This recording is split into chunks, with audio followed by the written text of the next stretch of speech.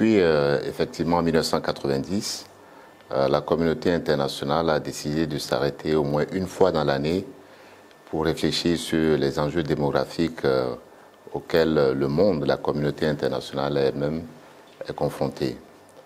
Et depuis cette année-là, nous participons, nous aussi, béninois, à cette initiative importante. Et c'est le 11 juillet que tous les ans, cette initiative est célébrée.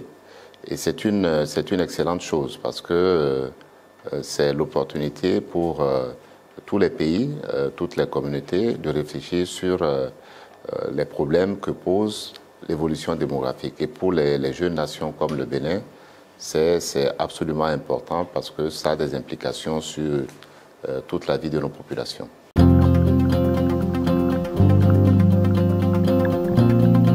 Ce thème a été choisi par l'ensemble de la communauté internationale et pour nous les Béninois, ce thème résonne très très bien parce qu'au cours de ces 2 dernières années, nous avons montré combien la résilience est importante.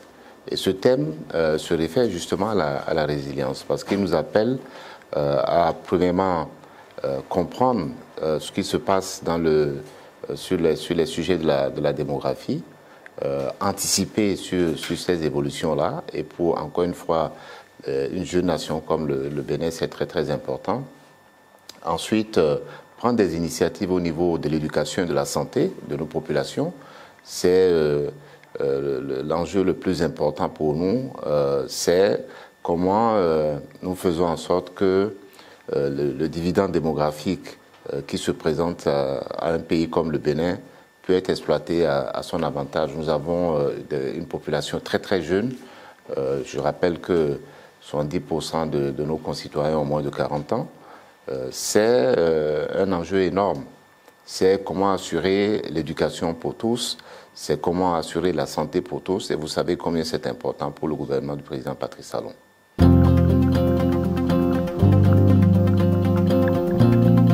Il faut déjà s'assurer que nous comprenons très très bien ces enjeux-là. Et au Bénin ici, nous l'avons fait.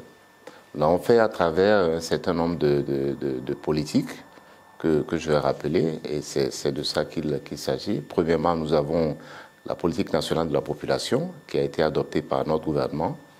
Ensuite, nous avons adopté une autre politique qui est la politique holistique sociale que nous avons adoptée en tant que gouvernement. Et enfin, les 2 programmes d'action de gouvernement que nous avons adoptés. Et à l'intérieur de ces différentes politiques et de ces 2 programmes que j'ai rappelés tout à l'heure, nous avons fait des choses importantes. Par exemple, l'Arche, que vous connaissez, qui nous permet, dans son premier volet, de donner l'assurance médicale à tous les Béninois et à toutes les Béninoises.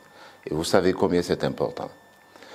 Ensuite, vous avez un instrument que nous avons mis en place, encore une fois, en tant que gouvernement, qui est le programme SWED, qui s'adresse essentiellement à l'autonomisation des femmes.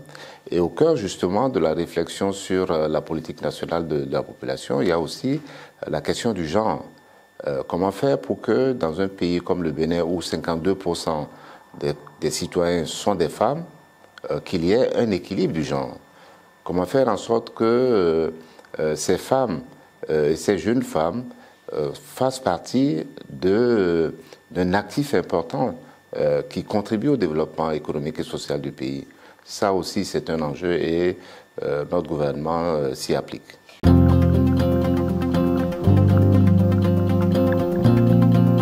Alors, vous le savez, tous les ans, dans notre pays, nous décidons d'un département et à l'intérieur de ce département, d'une ville au sein de laquelle cette manifestation est célébrée.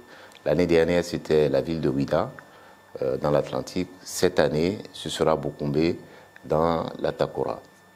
Et ça va être l'occasion, effectivement, pour nous, pour le préfet de la Takora, de publier une monographie sur ce département, mais aussi célébrer cette ville de Boukoumbe.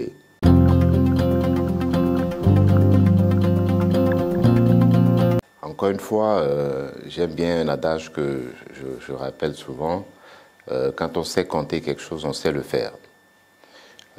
Il s'agit pour nous de savoir combien nous sommes et quels sont, à travers les différents chiffres que ce recensement va révéler, qu'est-ce que nous avons à faire pour que, encore une fois, l'enjeu démographique ne soit pas un obstacle pour la croissance économique.